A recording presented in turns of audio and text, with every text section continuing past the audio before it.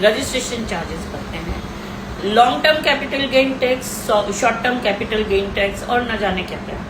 तो उसके लिए जो हो रहा है सोसाइटियों में उस पे सरकार का ध्यान बिल्कुल नहीं है, ऐसा मेरा मानना है और मेरे ये एक्सपीरियंस है। पुरानी इमारतों को अभूतपूर्व गति से गिराया जाता है। मैं आज इधर से निकलती हूँ तो कल वो बिल्डिंग का हाथ गिर गया, ऐसा हो रहा है हमारा डेवलपमेंट। कानून बदल रहे हैं और न्यायिक दृष्टिकोण भी विकास के पक्ष में झुक रहे हैं। क्या ये सही विकास है? वो सवाल हर एक के जहन में आना चाहिए। निर्णय क्या क्या, अभी परिवर्तन में समस्या क्या है? निर्णय प्रक्रिया में पारदर्शिता का अभाव।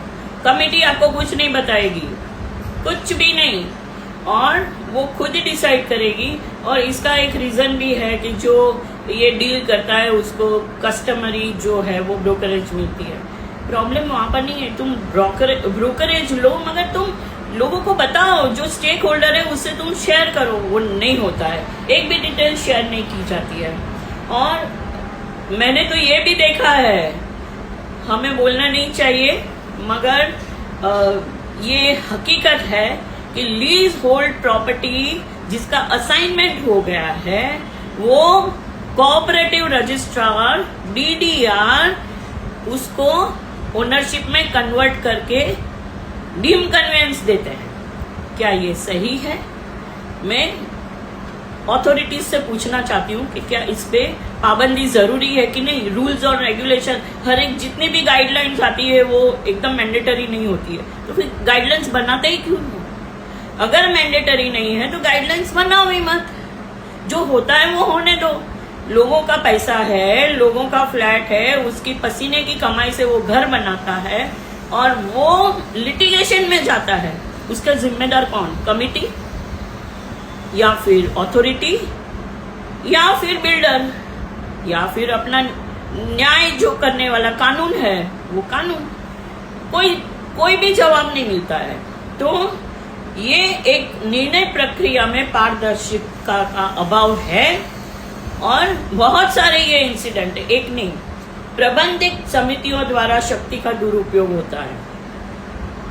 अल्पसंख्यक माइनॉरिटी, उसका कोई नहीं सुनता आजकल, क्योंकि पहले माइनॉरिटी ने शायद बहुत मिसयूज कर लिया अपना पावर, तो अभी अल्पसंख्यक सदस्यों पर दबाव बनाते हैं ये लोग और उनकी हामी ले लेते हैं।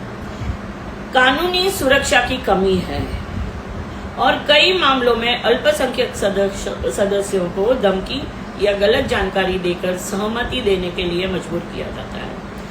51% बहुमत का सिद्धांत जो लोकतांत्रिक होना चाहिए कई बार असहमति को दबाने का साधन बन जाता है। अभी आजकल तो बिल्डर्स बोलते हैं कि 51 नहीं 100% लेके आओ तो ही हम इन्वेस्ट करेंगे, जो सही बात है, क्योंकि उसके इन्वेस्टमेंट या डेवलपमेंट एग्रीमेंट बनने के बाद जो ना बोल रहे हैं वो माइनॉरिटी को मेंबर्स हैं, उसको मनाने में उसका काफी वक्त जाता है। तो अभी मैंने 2 जजमेंट पढ़े। एक तो डेवलपमेंट एग्रीमेंट साइन हो गया है, तो जो अग्री नहीं हो रहे मेंबर, जो हाँ नहीं बोला है, उसको वो उसका आर्बिट्रेशन क्लॉज लागू नहीं होता है, तो सेक्शन 9 की अपील जो है आर्बिट्रेशन में वो उनके सामने नहीं हो सकती, यानी कि सूट होगा तो कब आएगा हियरिंग पे? तो रीडेवलपमेंट शक्य ही नहीं है। दूसरा मैंने पढ़ा कि सोसाइटी के मेंबर्स अगर डीम कन्वेंस लेते हैं कमिटी, हाँ बराबर है, उन्होंने कुछ भी बोल के मेजोरिटी यूनानिमसली पास कर दिया, उन लोगों ने डीम कन्वेंस लिया, तो वो मेंबर चैलेंज नहीं कर सकते। जो मेरे ख्याल से वैसे फ्रॉड जो है वो हम लेके आते हैं कोर्ट में, तो भी कोर्ट बोलती है कि तुम मेंबर हो, फ्रॉड हुआ है बराबर है, मगर जिसको लागू होता है ये फ्रॉड, जिसको लॉस हो रहा है, लैंड ओनर है, लेसोर है, उसने ये चैलेंज करना चाहिए, मेंबर चैलेंज नहीं कर सकता। तो मेरा सवाल ये है कि अगर कमिटी खुद फ्रॉड करती है तो वो क्यों चैलेंज करेगी डीम कन्वेंस को? आज मेरा फ्लैट उस बिल्डिंग में है जहां पर फ्रॉड हुआ है, तो मुझे कंसर्न है, कमिटी को क्या है? कमिटी तो अपना बोलती है कि हम तो डीम कन्वेंस लेके आए। तो इस मुद्दे पे भी सरकार का हम ध्यान खींच रहे हैं कि आप इस मुद्दे पर भी ध्यान लो।